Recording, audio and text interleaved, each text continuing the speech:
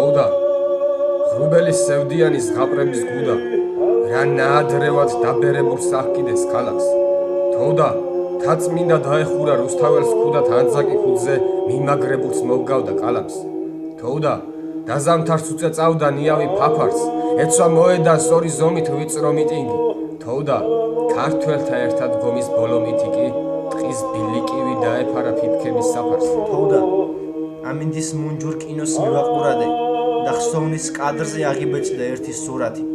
2-3 თვის ლეკვი თოკით მოყავდა პატრონს ლეკვი ქუჩაში არაერთხელ მენახა სხვა დროს მენახა თოკით პირსაკრავით სკვერში თუ ბაღთან მაგრამ გლის ლეკვი არასოდეს მენახა ნაღდად არა ძაღლური მზერა ქონდა სული სამგლეტი და მის თვალებში ბობოქრობდა მთელი სამგლეთი მის თვალებში ბოდიშს ვიხდი სხვამგლის ლეკვებთან ყმუოდა მგელზე დაწერილი ყველა ლეგენდა ელავდა ვახტანგ გორგასალის ბოლო ომი და გვინავდა ექო წამოსული ძველი რომიდან რადგან ჩათვალეს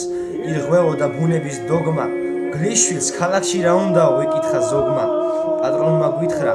რომ პატარა ხევსურ მაუგლის ორი კვირის წინ ტყეში თვალწინა დედა მაუკლეს მოეფერე და ვით ქართველთა მონამ თათრისა თათიამიკრა მოფერება უკადრისა თითქოს შემღრინა შენმე ძაღლში ხომ არ გეშლები და იხმალში შვილა მოკაშკაშემ თვალისაშვები ალალი იყო ალბათ მასზე თვლიდა თავადაც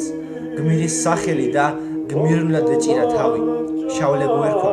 წასვლამდე ერთი აგდებულად შემხედა ცერად ავტოგრაფივით დამიტოვა უტეხი მზერა განხვა რუსთაველს უდარდელი სევდით შავლეგო დათეთრ ქუჩაზე კარგახანი ჩანდა შავლაკად გადასდო ამიც ხასიათი სევდის მაგვარი და გაურით მაგრძელ ქუჩაზე ნაკვალს ნაკვალი თითქოს ბუნების ყველა ცოდვა თეთრმა წაშალა თითქოს უფალთან მიდიოდა ყველა გზაშარა თოვდა ქალაქის სიმყუდროვეც გავდა კელიას თოვდა ჭადარი იდგა როგორც წირვის რეგენტი ვიდექი თოვლში დავფიქრობდი